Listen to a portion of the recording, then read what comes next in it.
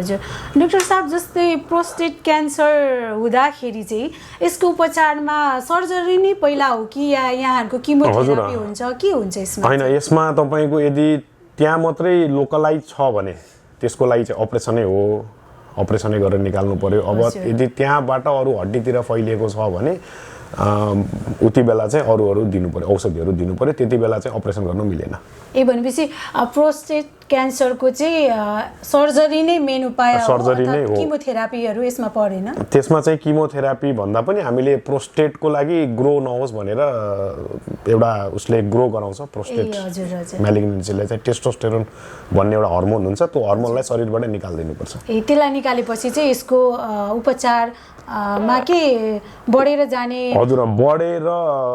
अगाडि चाहिँ बढेर नजाओस् भनेर चाहिँ रोकथाम मात्रै त हो एक स्टेजमा पुगे पछाडी चाहिँ अब त्यसलाई